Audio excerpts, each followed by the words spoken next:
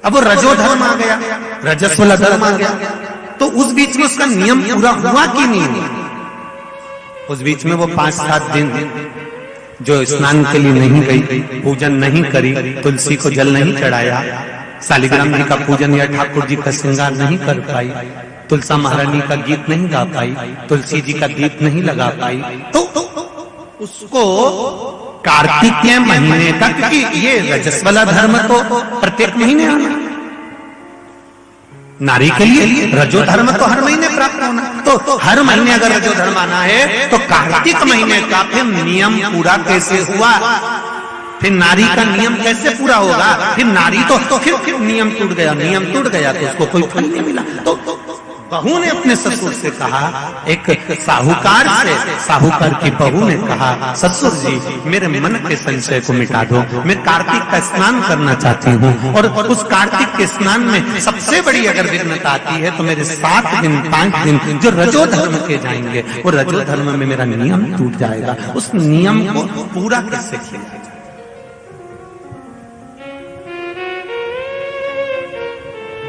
वो नियम पूरा कैसे होगा?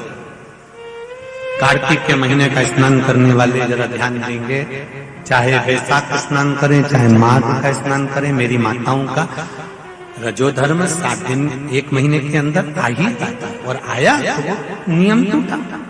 उस नियम को पूर्ण कैसे करा जाए? कहा,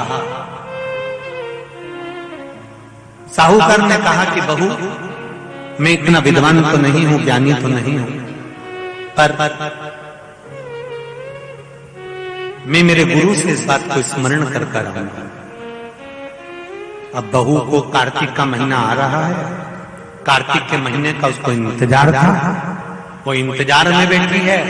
मात्र कार्तिक आने में 8 दिन बचे थे। अब देखिएगा जरा, आप में और बहू में क्या अंतर है। कार्तिक के महीने आने में 8 दिन बचते हैं तो आप पुताई चालू कर देते हो। बोलो सही है कि गलत है? कार्तिक आने में, दिवाली आने में जब 8-15 दिन रहते हैं तब तुम पुताई चालू कर देती हो, सफाई चालू कर देती हो, ये काम चालू कर देती हो, वो काम चालू कर देती हो, सारे काम तुम्हारे कार्तिक का महीना आने के समय पर चालू हो जाता है। और बहू सफाई नहीं पूछ रही, साफ सफाई पर ध्यान दे रही है, पर ऐसा नहीं कि साफ सफाई नहीं कर रही, पर उसका ध्यान वही कार्तिक के महीने के स्नान में लगा हुआ है। आज बहू 8 दिन बचे और बहू का भोजन छूट गया, उसका भोजन नहीं, भाई मिला, अंदर जाइए।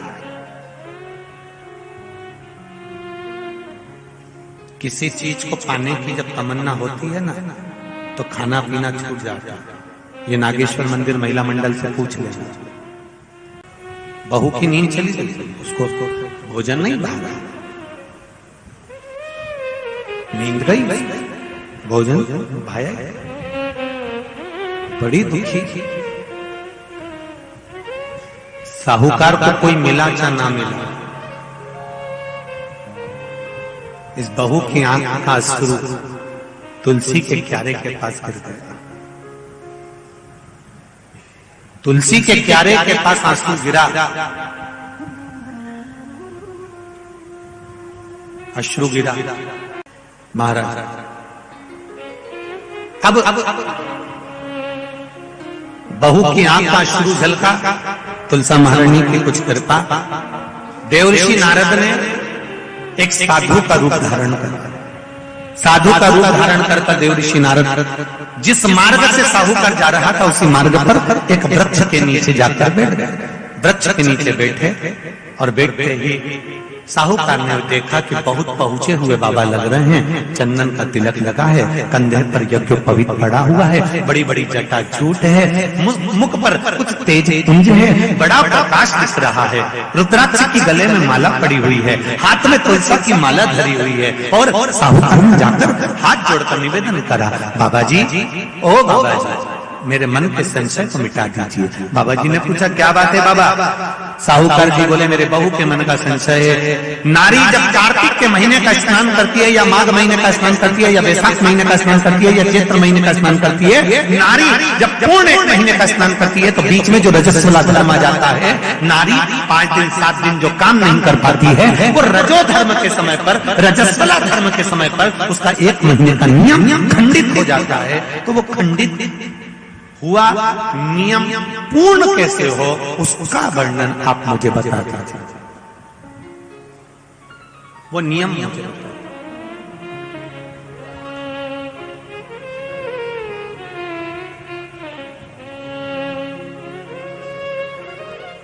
संत के रूप में बैठे हुए देव ऋषि नारद, श्रीमन नारायण, श्रीमन श्रीमन नारायण। 7 बार देव ऋषि नारद ने नारायण नारायण नारायण नारायण कहा। कहने पर देव ऋषि नारद ने बोला सुनो साहूकार जी, सुबह के समय पर जब आपकी बहू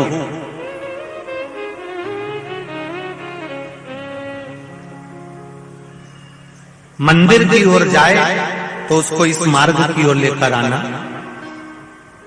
मैं आपको ज्ञान उपदेश दूंगा और वो ज्ञान उपदेश आप बहू को श्रेष्ठ दे पाए ना दे पाए, वो बहू सम्मुख में बैठकर सुनेगी तो उसको प्राप्त होगा। ये देखो वही कथा आ गई। आप खाओगे आपका पेट भराएगा, आप सुनोगे आपका कल्याण होगा। बेटों बेटियों को लेकर आओ, बहुओं को लेकर आओ, बच्चों को लेकर आओ, उनके सुनने से उनका लाभ, उनका लाभ। साहूकार घर गए, बहू से कहा बेटा एक संत अपने गांव में आए हुए हैं और वृक्ष के नीचे बैठे हुए हैं, चलो आप चलकर उनसे अपने प्रश्न को कर लो। बहू ने भगवान का नाम लिया, स्मरण करती हुई बहू पहुंची और बहू ने जाकर तुरंत हाथ जोड़कर निवेदन किया, बाबा जी 1 महीने तक नारी कार्तिक का स्नान करती है, 1 महीने तक नारी माघ का स्नान करती है, 1 महीने तक नारी वैशाख का स्नान करती है, 1 महीने तक नारी चैत्र का स्नान करती है, बीच में अधिक मास का स्नान करती है। उस बीच में नारी का जो रजो धर्म आ जाता है, रजस्वला धर्म आ जाता है, उस समय पर नारी का जो करा हुआ व्रत है 1 महीने का, वो खंडित हो जाता है। उस व्रत की पूर्णता कैसे मानी जाए? तो उस समय पर देव ऋषि नारद जो संत के वेश में थे, उन्होंने कहा कि बहू एक काम करो पुत्री, कार्तिक महीने के पीछे के जो 5 दिन 7 दिन पचवीगन के होते हैं, अगर नारी का रजस्वला धर्म बीच में आ जाता है तो पीछे के 5-7 दिन में से अगर 1 दिन भी नारी ब्रह्म मुहूर्त का स्नान कर कर, सुबह का स्नान कर कर तुलसी में दीप प्रज्वलित कर देती है तो उसके बीच का जो खंडित भाग है वो समाप्त हो जाता है, उसे पूर्ण फल की प्राप्ति। अब फिर सुन लीजिए अच्छे से, अगर मान लो वो पचवीगन में ही नारी का रजो धर्म आ गया तो बहुत ध्यान से सुनना, ये कथा हरिहर शिव महापुराण की कथा जो भीकन गांव वालों को मिली है, संपूर्ण विश्व के कल्याण के लिए बहुत ध्यान देना। हर नारी का प्रश्न है, प्रत्येक नारी के प्रश्न ये सम्मुख में रहता है। मान लो आपने कहा कि रजो धर्म आ गया मध्य में तो आप पीछे के 5 दिन स्नान करो, वो 5 दिन में अगर रजो धर्म आ गया फिर शिव महापुराण की कथा कहती है, घर में रहने वाली कोई कुंवारी कन्या, घर में रहने वाला कोई पुत्र, घर में रहने वाला पति, घर में रहने वाली सास, घर में रहने वाली कोई सौभाग्यवती नारी, जेठानी, ननंद, देवरानी, या घर में रहने वाला कोई पुरुष अगर बाहर स्नान करने नहीं भी जा सकता, ब्रह्म मुहूर्त में प्रातः के समय पर यदि तुलसी में एक दीप और एक संध्या के समय पर दीप लगा देता है तो भी नारी का नियम पूर्ण हो जाता है, वो नियम खंडित नहीं, वो नियम खंडित नहीं। क्या 5 दिन के स्नान का फल है? हाँ, और तुझे मौका मिलेगा तो तुझे समझ में आएगा। देवर्षि नारद ने बस इतना कहा, उसका फल क्या है तुझे मौका मिलेगा जब मालूम पड़ेगा। तब बहू को समझ में नहीं आया कि आखिर सब क्या कहा। देवर्षि नारद कहकर चले गए। साहूकार की बहू रोज प्रातः का कार्तिक का स्नान करने लगी। कार्तिक का स्नान रोज बहू करती, रोज ब्रह्म मुहूर्त में स्नान कर आती। बहू को नहीं मालूम कि नगर के राजा का लड़का युवराज अपनी पत्नी के साथ स्नान करने आता। राजा और रानी भी स्नान करने आते हैं, युवराज अपनी धर्मपत्नी के साथ स्नान करने आता है। आज युवराज को बड़ा बुरा लगा। युवराज ने देखा कि मैं घाट पर नहाने के लिए आता हूं, पर यह घाट गीला कैसे हो जाता है? मतलब मेरे स्नान के पहले कोई स्नान कर रहा है, मेरे स्नान के पहले कोई स्नान कर रहा है। मुझे ऐसा लगता है जरूर कोई ना कोई आता है। युवराज ने, राजा ने अपने नगर के सैनिकों से बोला, पता लगाओ कि सुबह स्नान करने कौन आता है। सैनिक लगते उससे पहले ही साहूकार की बहू स्नान कर चली जाती। दिखाई नहीं दिया, समझ नहीं आया। आखिरी के 7 दिन बचे थे, 8 दिन बचे थे।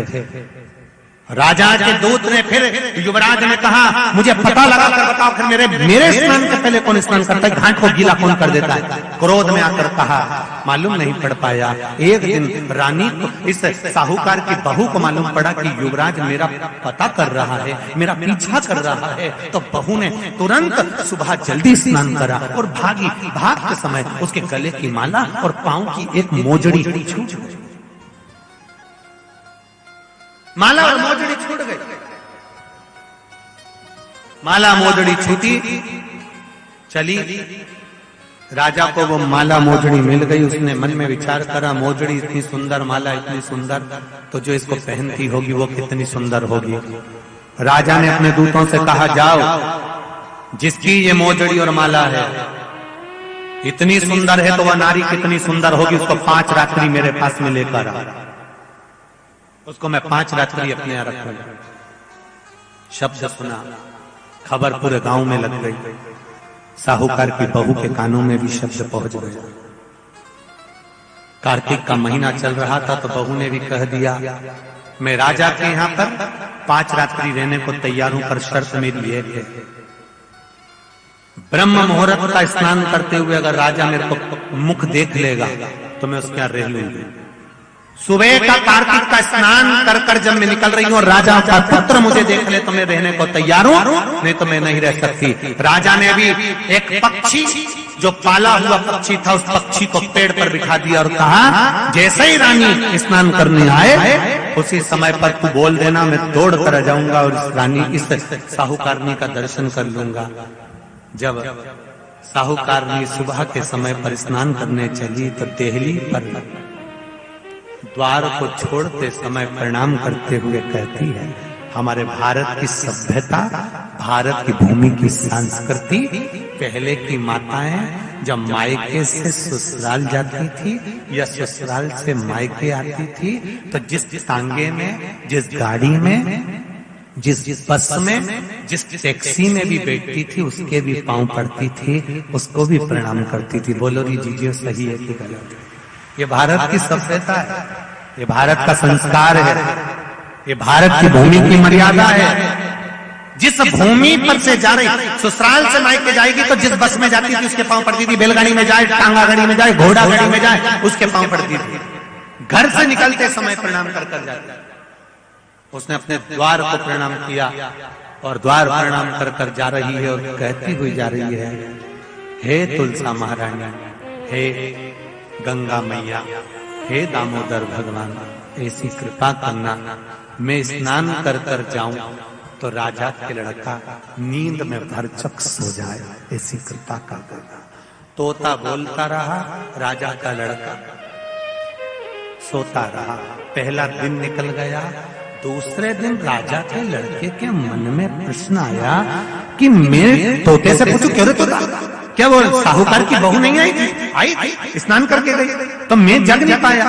उसने विचार करा, कुछ ऐसा काम करता हूं, पुड़िया में लेकर बैठ गया मिर्ची, रात्रि को डाल ली आंख में, रात भर नींद नहीं आएगी। साहूकारनी फिर चली, द्वार को छोड़कर प्रणाम करा, दरवाजे को प्रणाम कर कर, द्वार को पूजन कर कर, जब प्रणाम कर कर चली तो निवेदन कर कर चली, हे द्वार देवता राजा के लड़के को सुला देना।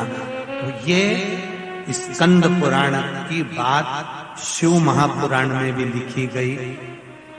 पशुपति व्रत में एक नियम है, जब मंदिर में दिया लगाकर जाते हो तो घर के दरवाजे के राइट सीधे हाथ पर दिया लगाते हो। बोलो सही है?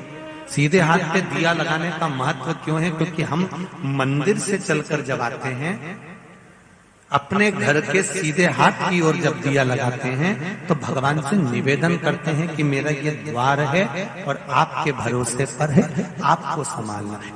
दूसरे दिन उसने मिर्ची डाली राजकुमार ने, तो भी उसकी नींद लग गई। तीसरे दिन उसने अपने शरीर पर कट लगा लिया कि इसकी जलन होगी तो नींद नहीं आएगी, मालूम पड़े तो भी नींद आ गई। चौथे दिन उसने आगी जलाकर बैठ गया तो भी नींद आ गई। पांचवें दिन भी उसको नींद आ गई। 5 दिन तक उस साहूकारनी का मुख नहीं दिखा। राजकुमार घर चले गया, गुस्से में लाल हो गया, शरीर में कुछ रोग हो गया, शरीर कोड़ी हो गया, टपकने लगा, खाल गलकर गिरने लगी।